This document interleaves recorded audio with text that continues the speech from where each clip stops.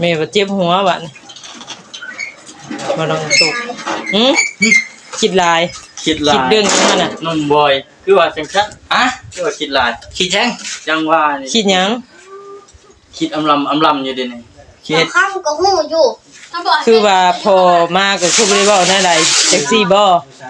ก็ได้ปวดหัวบัดนี้เล่นก่อนฮะดึงเล่นก่อนเฮ็ดหยังแดงๆได้สิถามพ่อบ่คิดเรื่องลูกน้องพลอยจะไปคิดมันคิดหยังเป็นเรื่องของธรรมชาติลูกกันคืนก็นอนแล้วเฮาคิดหยังนอนฟังใครอยู่น้องตุ๊กใช้ได้ยังมั้งบ่น้องเตน้องตุ๊กเลยอันน่ะน้องแต่ก็ใช้ได้นั่นน่ะพอดีเลยน้องแต่งามแน่น่ะแม่นบ่อย่ากุกบาดนี่อันนี้ให้น้องตุ๊กอันนี้ของเฮาโดน้อยโดยเรื่อยแท้หมดเอาอีกรอบอยู่บัดนี้เอาบ่ได้แล้วก็บ่เป็นหยังเอารับตาไว้ช่วยรับตาไว้อ่ะโดยขอบคุณเด้อ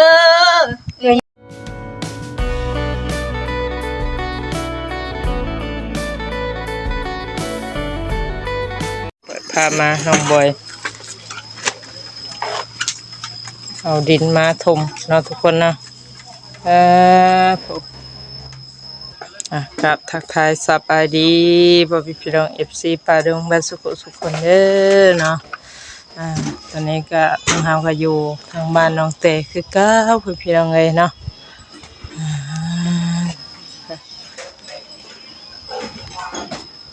ยังน้องตุ๊กเฮ็ดหยังอ่ะนะสบายดีทางเว้าคำเนาะกำลังสิ1ข้าวมื้อ1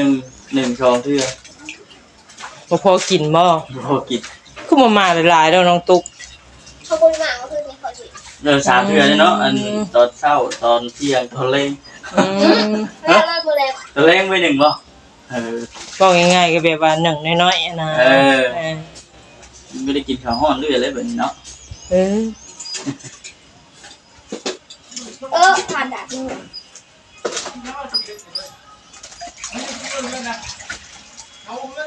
กินข้าวรอบเที่ยงแล้วบัดนี้เนาะ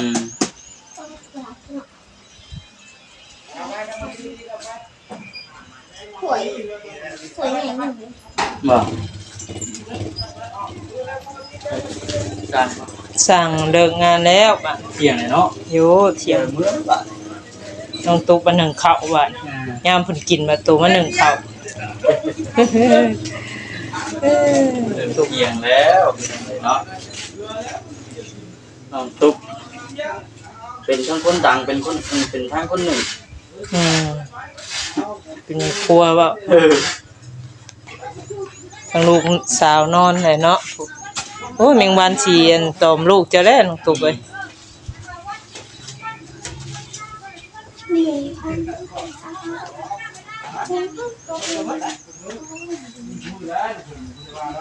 เมื่อคืนนี้เพิ่นไม่นอนคืนเด้บ่วันศีลเด้แม่ได้ว่านอนคืน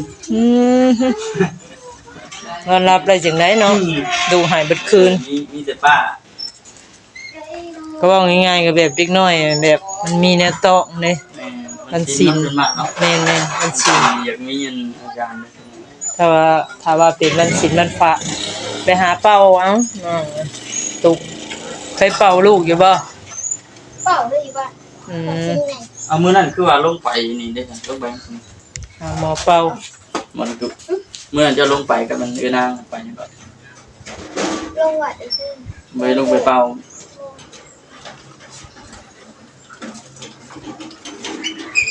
แม่บ่เจ็บหัวบัด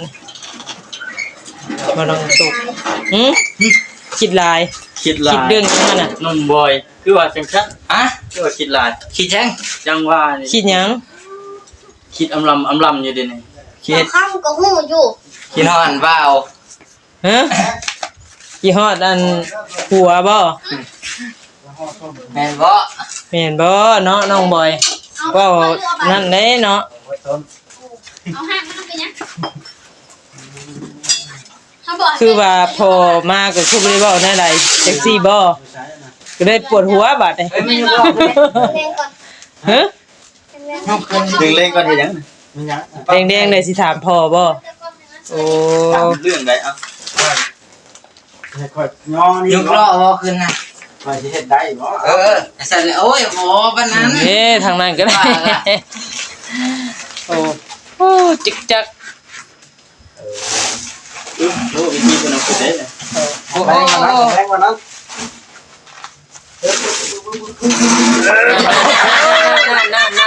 นั่นเฮ็ดยังอันนี้ เฮียบ่วัด พอแล้ว เดี๋ยวคือตัวหลังบ่ เอาออกแรง เฝ้าเดี๋ยวเขามาใกล้เลย ๆสิเอาไปเฮ็ดหยังอันนี้ เดี๋ยวไปเทวันตกน้ำนี่ แต่แต่อันนี้ก็บอกกดแรง ช่วงแรงเนาะ มีการทนมากก่อนบอก แค่ฝนตกเอง เดี๋ยวมันแห้งดิ สิลาแล้วน้องตุก คือซัดบ่บ่แตะ นั่งใจร้อยแล้วบัด โอ้แต่แล้วว่า ของไฟดิ เลี้ยงเลย สุดที่น้อยนะพ่อ ยังนั่นน่ะ ก็ ก็อยากบอกว่า เอาวันนี้ เดือดมาก ก็ต้องติดไม้ เอา อันนี้เขาเกิดในของทำเอง เท้าอันติดแล้วก่อนยังไม่ได้เสียบทั้งนั้นเนาะ แล้วเขาถอดให้นะครับ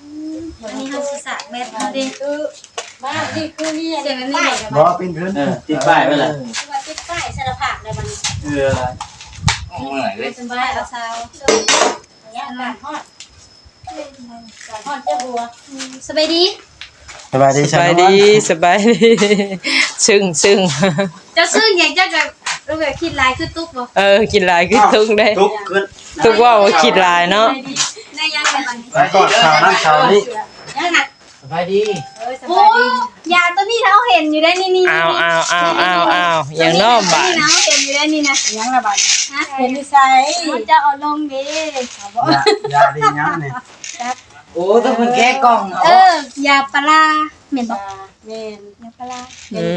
ม ยังบ่ทันได้บอก ค่อยจะหาซื้อยาดีทุก คอยไทยเบิ่งคอยจะพูดว่ามันเป็นอะไร อืม ลูกเสีย เนาะเธอนวล สิคะอยาก ได้ เราอยากกินยาดีทุกเนาะกินอะไรรวยด้วยนะ ให้ลืมทุกข์ใช่หรอ ผู้บ่ถือทาง ยาเรื่องก็บอก ยามันดีกว่าพวกเนี้ยเราไปฟัง เอาไว้ก่อนเดี๋ยวสิปล่อยเอาให้เอาโอ้ กินยาให้ลืมทุกข์ ยังเอาไปเฮ็ดจังซานี่ เจ็บเพื่อนนะ เจ้พืชเจ้พืช โอ้ยดุเลย เพื่อนเพื่อนโอ้มันจะต้องไว้นี่แล้วอ่ะเป็นกัน แซ่บ ควรอ่ะครอบครัว แล้ เรา วที่ ต้อง สุฟัง เทคงานเนาะ แต่ว่าอย่างมันแห้ง ก็ยันกันเคียงได้น้องบอย เาคือสิไว้แห้งมานอนเนี่ยเนาะเอาไว้ คม ได้เนาะน้องทุกข์แห่งคิดหลายบัดนี้พอมาโดดบ่เว้าแน่ใดแล้ววะ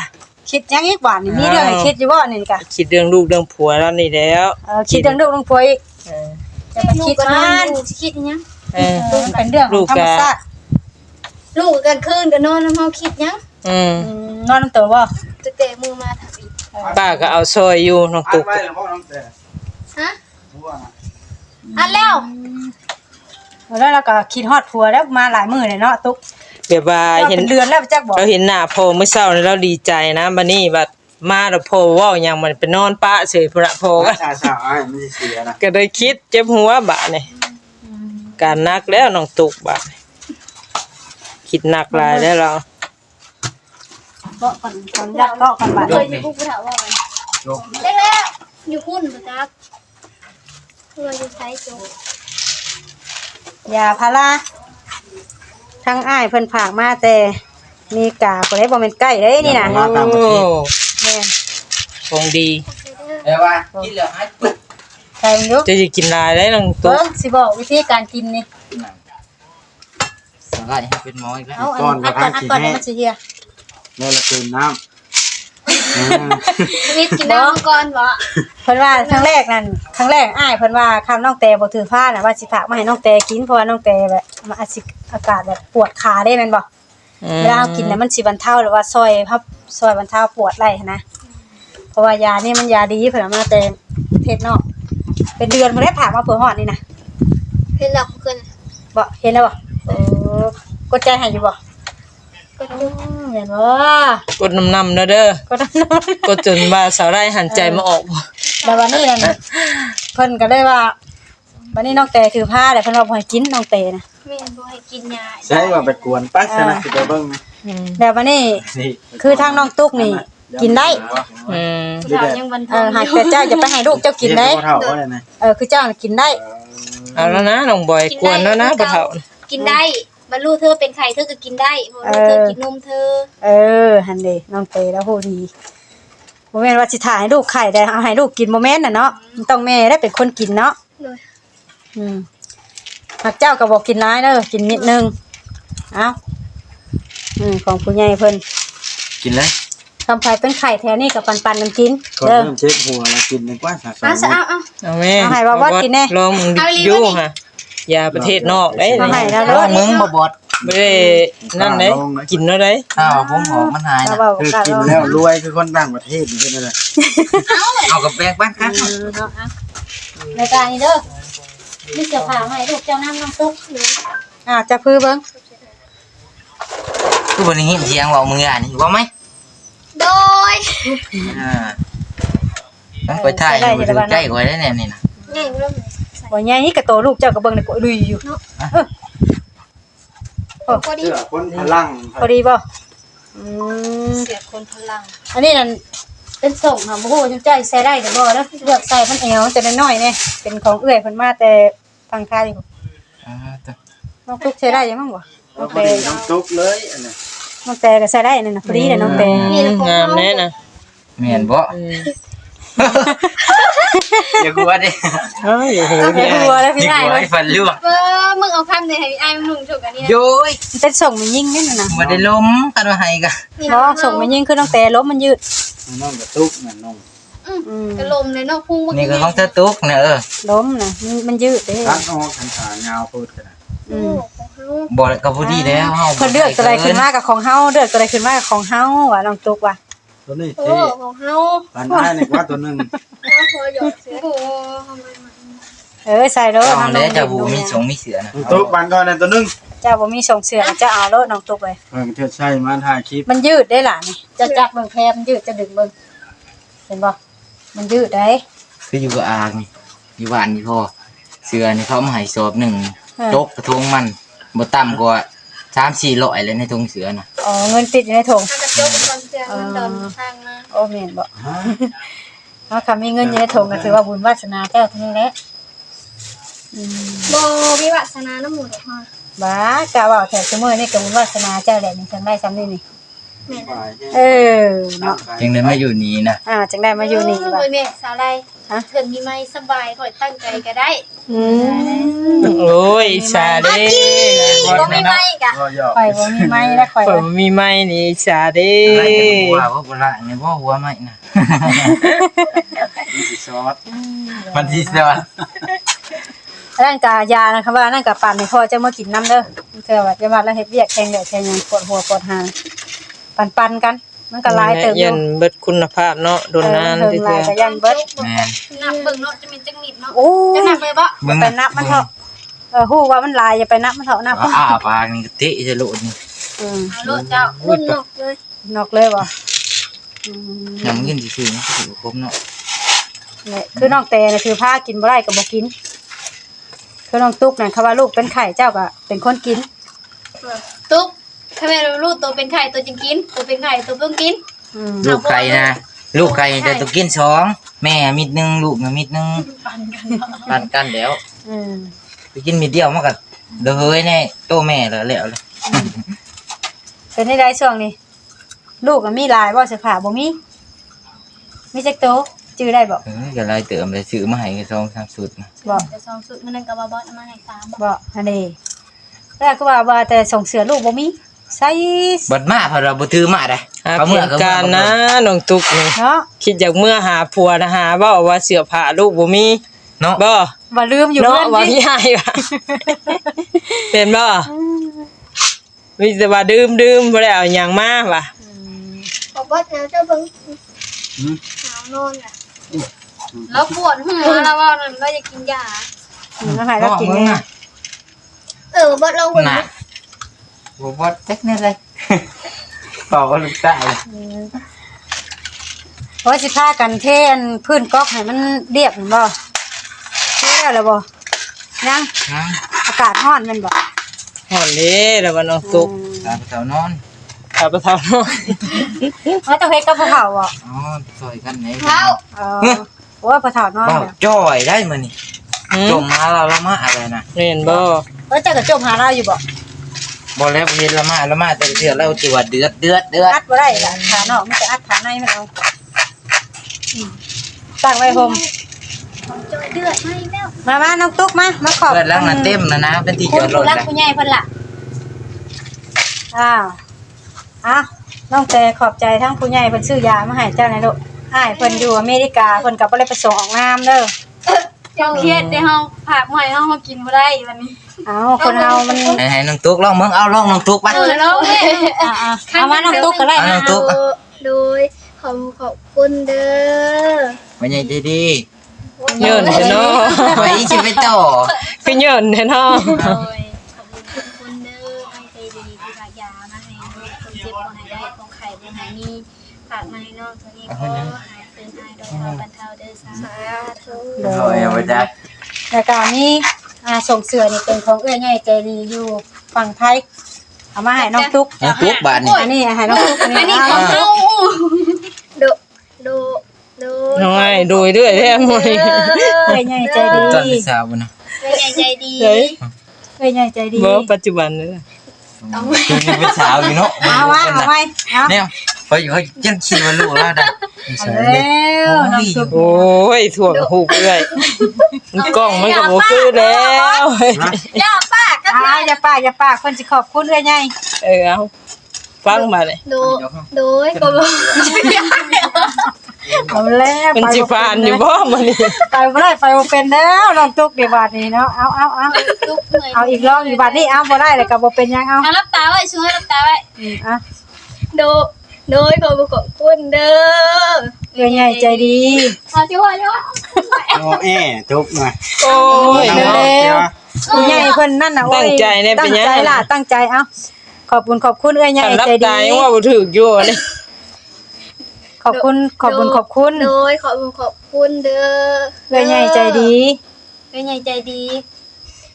เอ้ยใหญ่ใจดีสิผากเครื่องมาให้ลูกมื้อนี้ผากลูกมามื้อนี้ขอกลับไม่รอเท่าวันเท่าเด้อสาธุ โดย ว่าบ่เป็นเรื่อยได้เป็นเมแล้ว เอาได้มาดูนะมันเจอเครื่องล้วนนะสัก หน่อยน้องตู้เพิ่นก็คือว่าเพิ่นก็บ่ได้ขอบคุณดนเนาะก็ เป็นยังน่ะอายบ่ เป็ เกิ นแบบ น เกินในอายแน่พี่น้องเอ้ย ว่ามีนั่นนี่ เอาบ่เพิ่นเห็นว่าน้อง ตั้ง ตู้ พอเจ้าตึงง่วงหน้าไปทางอื่นแล้วฟังน่ะโดยอยู่เว้าหยัง อย่าถือของเขาจะติดแดงนะ อืม คือ ถ้าว่านั่นหินขึ้นบ่ได้เจ้าก็เอาออกผามันเอาเมียนแต่ผาแต่ในมันน่ะ นี่เงิงเอาชื่อใช่ไหม นั่นเงื้องเอาแล้วผาในไปสังมุนเอา อาจจะ อัดแต่ผาในมัน อืม พอลอก มันมี2ผา ลอกเลยว่ะ น่าจะเป็นรสชาติแบบสีขม บ่ได้คมเลยไปลองกินเบิ่งได้บ่คม ๆมึงเขาจะชิม เอาซิเบิ่งแหม ชิมหยังกินแล้วนะ เจ้าต้องเว้าซิแบบว่ามันก็บ่ได้ ถ้า คม ชิมต้องแปะใส่ปลายลิ้น อันนี้น่ะมันก็บ่ได้คมแบบรสชาติมันบ่คือยาพาราอยู่บ้านเฮาเลยบ่เลย ขมแห้ง จะบีบ แค่ เกลือ น้อย มา เดี ว่า ยวก็ มัน ได้ ไข่บ่ได้ แม่นบ่สูตรน้อยบ่ได้ดอกเจ้านะ แท้สิ เดี๋ยวจะนี่เลย แล้วน้องตุ๊กน่ะกินแล้วน้องตุ๊กปวดหัวอยู่กินรสมิดนึงค่ะ เมื่อเอาให้กิน ต้องให้เอื้อยให้กิน ชอกพอดี กินรสเจ้าน่ะจะปวดหัวอยู่ โอ้เลขสอกอำใหญ่เด้อ ใช่ บอกอีกทีนะ บ่ว่านี่ จะบอกเลขบ่จักอันนี้ บ่ว่านี่อยากเมื่อยเรื่องเลขอยู่นี่ให้บ่ว่าเบิ่งมันก็โยก คอยจะถือเลขนั้น นี่ยังก็เลข โต ตัว ได้ นั้น 10,000ลองมัน 500 8ชี้ แม่นบ่ กินรสดูดน้ำใส่กิน 484 คมหรือว่าได้คมอยู่บ่ ว้า ว่า จังหวะ น้องตุ๊กนี่เนาะเพิ่นนั่นอยู่บ่น้องตุ๊กเอ้ยขออนุญาตถามนี่มาอยู่พี่สิเป็นเดือนทั้งผัวก็โทรมาอยู่บ่ล่ะบ่ได้โทรเดี๋ยวเพิ่นก็บ่ได้เป็นห่วงลูกบ่ด้วยอะไร มาก็บ่ได้มา บ่ได้มาติ เอ้ย มีแต่น้องตุ๊กและสิหลักเมื่อบัดนี้เบิ่งคักแล้ว แล้วหลังเมืองก็บ่ต้องมาได้ไหมมาเลยเนี่ย แน่น ต้องมาใกล้เนาะแต่เนาะโยไผสิให้เมื่อเงินขะลองก็บ่ทันได้ก็บ่ฟ้าให้เมื่อแล้วได้เงินขะลองนี่ว่าสิให้เมื่อนำแน่ เงินขลองยังบ่มี จะใช้ อย่าขายมันเรื่อยแล้วมันสิเบิดอันสมคุณ อย่าอัดตัวละเดียวก็ว่าขายบ่ได้อีกแล้วค่ะบอกว่า พี่น้องเอ้ย ไปสิอีกบัด ไปใช้นะไปเฮ็ดอันนั่นบ่ไปเฮ็ดอันลาดปูนน้ำพี่อ้ายบ่ เบิ่งเขาแล้ว เอาเบิ่งหัวเข่าบ่เบิ่งหัวเข่าก็คือเชิญบ่บอดไปนะให้บ่บอดไปเบิ่งหัวเข่า ให้ นำ บ่ว่าไปยังไผเห็นประตู พี่น้องเอ้ยเป็นสิประมาณนี้เด้อเนาะพี่น้องเนาะสวัสดีน้องเตเด้อโดย ได้เลย ได้แล้วเดือดยังอีกธรรมดาแล้วอะเนาะพี่น้องเอ้ยเนาะทางทีมงานใส่บุญเว้าอยู่กันจากในคลิปนี้ก็บ่ผิดบ่ถูกผิดพลาดกันได้ขอโทษขออภัยเด้อพี่น้องเอ้ยเนาะสำหรับคลิปนี้ก็ทัศนะก็สิได้ขอจบคลิปเดี๋ยวนี้ก่อนพบกันคลิปหน้าขอกล่าวคำว่าสบายดี